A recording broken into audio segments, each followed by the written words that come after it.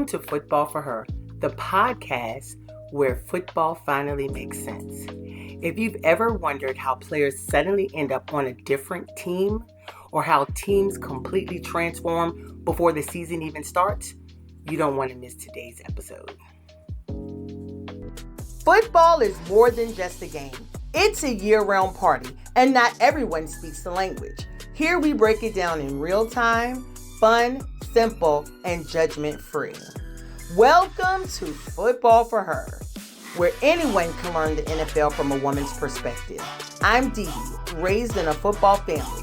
Stick with me, and you'll speak football for her as well. Let's talk football. Welcome to Football for Her. This is Dee Dee. Today, we're breaking down free agency. Who gets paid and why they get paid, and how teams decide who's going to make millions. By the end of this episode, you won't just understand free agency, you'll understand the business behind it.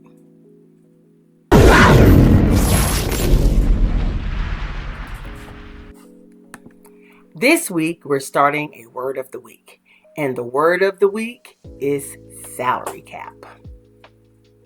Salary cap is the maximum amount of money that any football team is allowed to spend on player contracts in one season. That's over the entire season. And each team has the same spending limit. That's important because right now during free agency, as it opens up next week on March 11th, it's not just about who needs a player. It's about who can afford a player. This matters because if a team wants a superstar, they have to be able to afford that superstar. They may not have the cap space to pay them. And that's where strategy comes in. Free agency isn't about talent alone. It is also about money management. I remember when I first started paying attention to contracts, I thought that the best players always stayed with their team. But then I saw great players leave. And I was confused. Why would a team let a superstar walk away? Then I learned sometimes it's not just about performance. It's about price. Sometimes a player has their best season at the exact right time when their contract is up. That's when they get paid. Sometimes another team is willing to pay more. Once I understood that, I started watching football differently. Free agency isn't just emotional, it's strategic.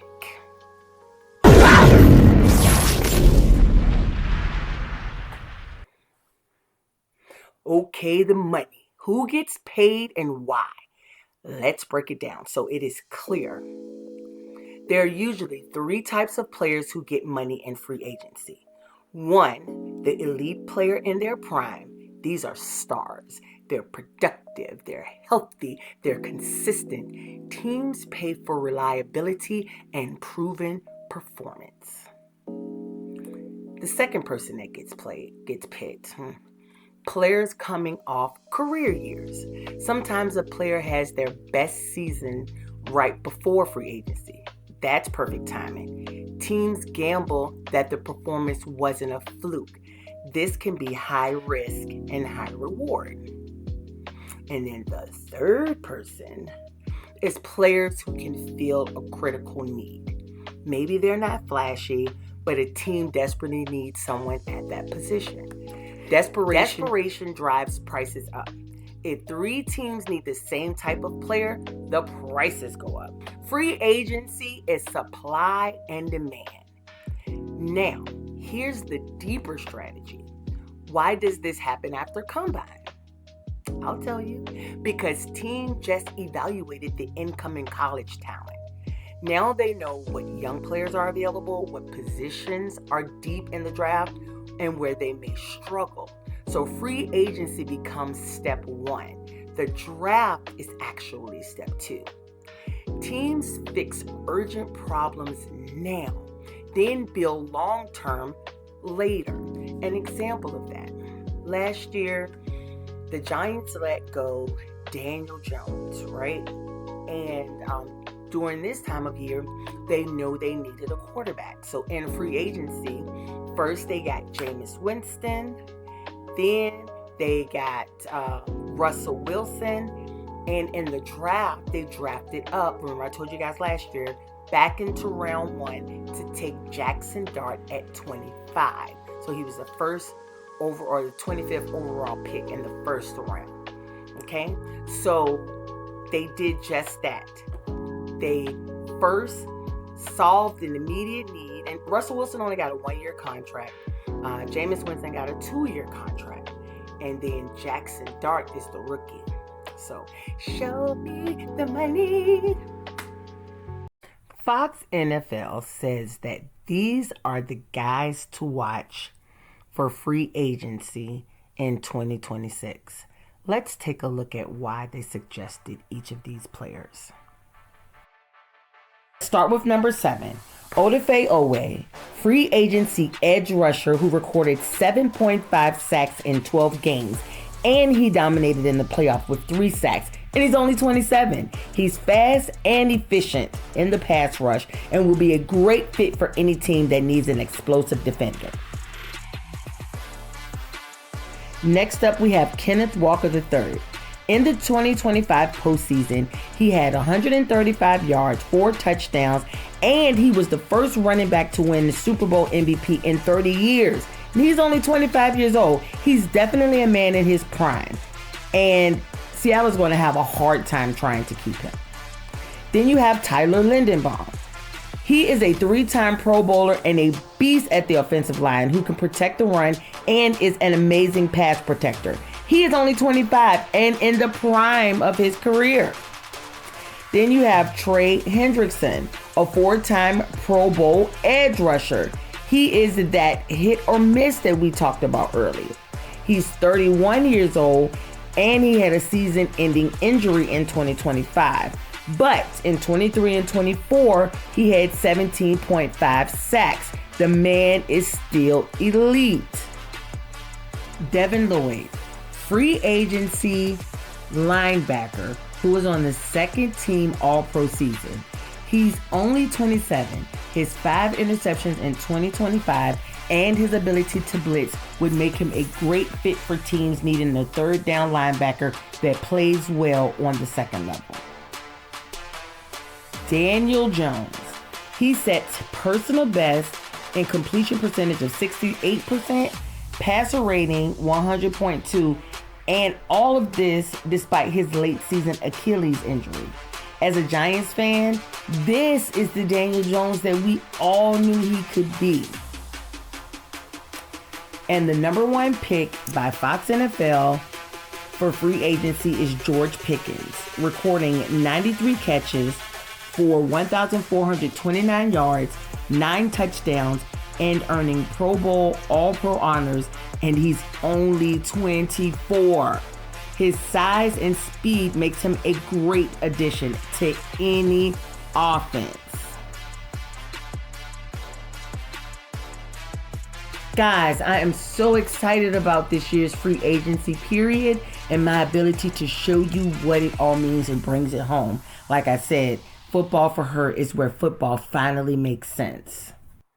Okay, so you may be wondering, what does this mean for you as a fan? Now, when you see a headline that says, player signed 4-year, $80 million contract, you understand, right? That's not random. It's not emotional. It's not loyalty. It's timing. It's cap space. It's team need. And that's powerful because now you can watch the off season like an insider. Guess what I just heard? Okay, guess what I just heard? Now, it's a lot going on with trades, and if you don't know, you won't get it. So I'm going to make football make sense. So as we know, the free agency doesn't start until March 11th. So you may be wondering, how are people trading now? Okay, so the people that are trading now are not free agents. That's why they're able to be traded now.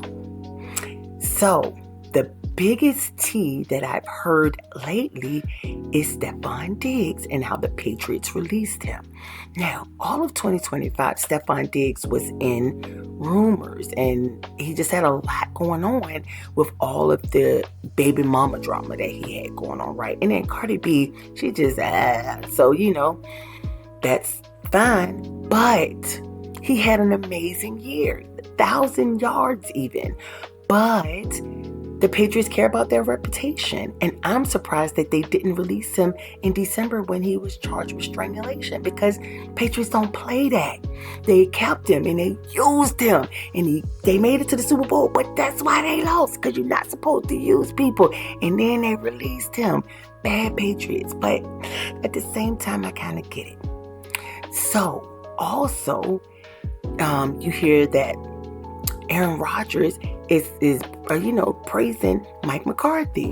And okay, A-Rod, but are you even going to be with the Steelers next year? Like, are you just kissing up for nothing? I don't know.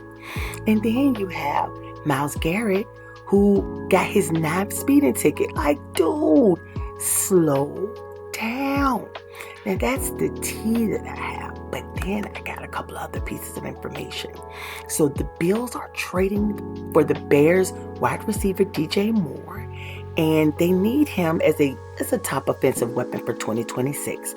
The Chiefs have traded cornerback Trent McDuffie to the Rams in a high-cost deal.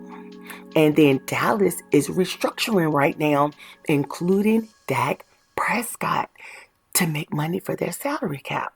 So, Dallas might be a force to be reckoned with next year. I don't know. But those are the rumors that I have for today. That is the tea that I have for today. And I hope you guys have an amazing week. And I may go live again during free agency period, depending on what shocks I get. So, yeah. That's what I heard.